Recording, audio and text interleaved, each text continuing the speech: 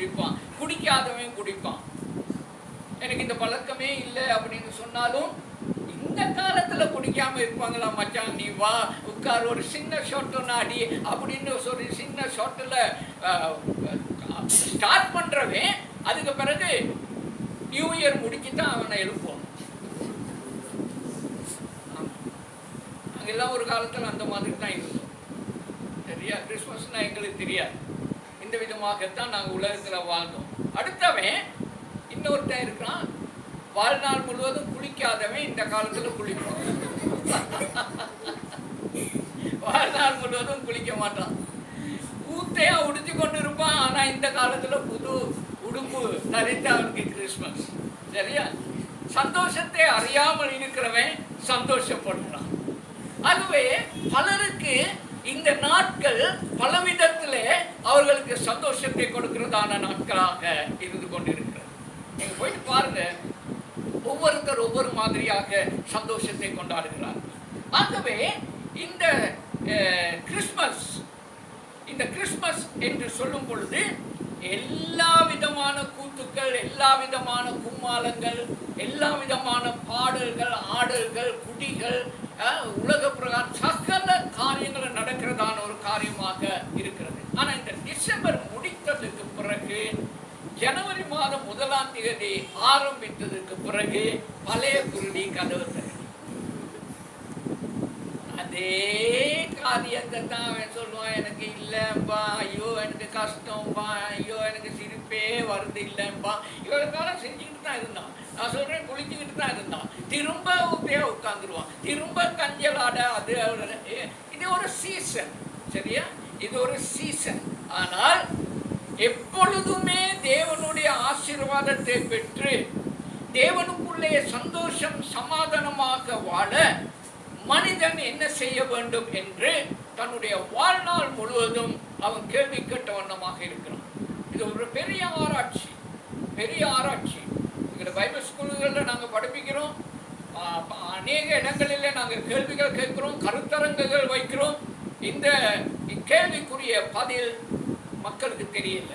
வாழ்நாள் முழுவதும் சந்தோஷம் சமாதானம் என்னுடைய தனிப்பட்ட ஜீவியத்தை, குடும்பத்தில், என்னுடைய கணவன், என்னுடைய மனைவி, என்னுடைய பிள்ளைகளோடு, என்னுடைய சபையோடு, என்னுடைய சமுதாயத்தோடு, இந்த நாட்டில் ஒரு சந்தோஷம் சமாதானமாக நாங்கள் வாழ்கிறதுக்கு நான் என்ன செய்ய வேண்டும் என்கிறதான கேள்விக்கு மனுஷனிடத்தில் இன்னும் விடை இல்லை. உங்ககிட்ட இருக்கா எனக்கு தெரியல. எல்ஷடாய் சர்ச்சில் இருக்கா எனக்கு தெரியல. பாஸ்டர் இருந்தால் நான் கேட்டிருப்பேன், பாஸ்டரும் காணோம். அப்பா நீங்க தொடங்க முந்தி வாரேன் அப்படின்னாரு. அவர் அப்படித்தான் பாஸ்டர். ஸோ அவரு காணோம். ஆனபடினால அவர்கிட்ட கேட்கவும் முடியாது. பதில் காண முடியாமல் தடுமாறுகிறதான ஒரு கேள்வி. வாழ்நாள் முழுவதும் சமாதானத்தோடு, சந்தோஷத்தோடு, நம்பிக்கையோடு, எதிர்பார்ப்போடு நாங்கள் வாழ வேண்டுமே ஆகில் நான் என்ன செய்யும்? சிரிக்கணுமா, குளிக்கணுமா, புது உடுப்பு கொடுத்தோணுமா? நான் சொன்னது எல்லாத்தையும் யோசித்து பாருங்க. கிறிஸ்மஸ் நல்ல பண்டிகை. ஒரு நாள் நான் ஹோட்டலில் வேலை செய்துவேன், உங்களுக்கு தெரியும் என்னுடைய சாட்சி. ஹோட்டல்ஸுகளில் வேலை செய்துட்டு தான் தேவனை ஏற்றுக்கொண்டு மனம் திரும்பி ரட்சிக்கப்பட்டு கர்த்தருடைய இந்த மார்க்கத்துக்குள்ளாக நான் வந்தேன். அப்போ ஹோட்டல்ஸில் பெரிய பர்த்டே பார்ட்டிஸ் அப்படின்னு எடுத்தாங்கன்னா லட்சக்கணக்காக கோடிக்கணக்காக செலவழிப்பார்கள். ஒரு குடும்பம் ஒரு பெரிய ஹோட்டலில் புக் பண்ணி ஒரு பெரிய பர்த்டே பார்ட்டி எடுத்தது. சின்ன பிள்ளைக்கு, ஒரு சின்ன பையனுக்கு பர்த்டே. அதிகமான பணக்காரர்கள், அதிகமான மக்கள் அங்கே வந்து கூடுகிறார்கள்.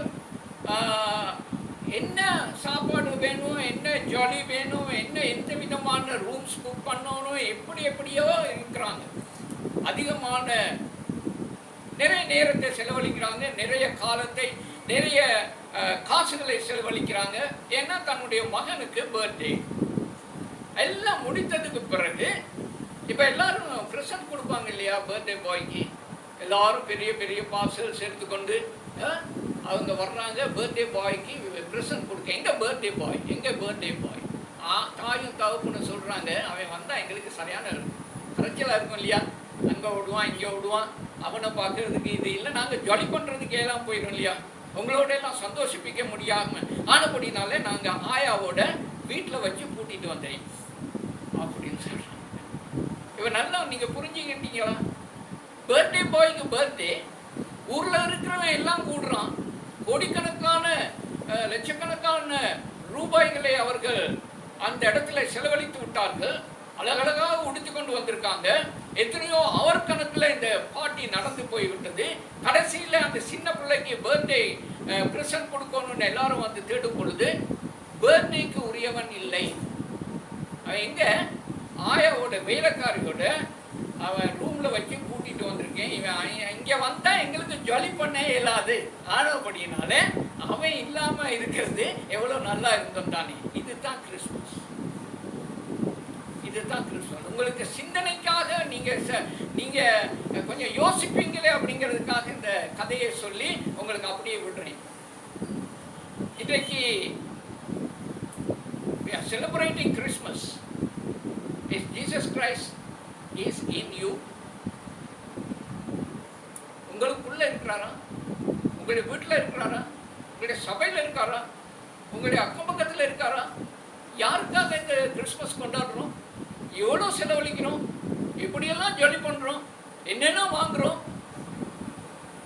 ஜீசஸ் கிரைஸ்ட் அவர் உயிர்த்தெழுந்து போய் என்ன சொல்லுவாங்க, வலது பார்சத்திலே உட்கார்ந்து இருக்கிறார். அவர் அங்க உட்கார்ந்து என்ன பண்ணுவாரு?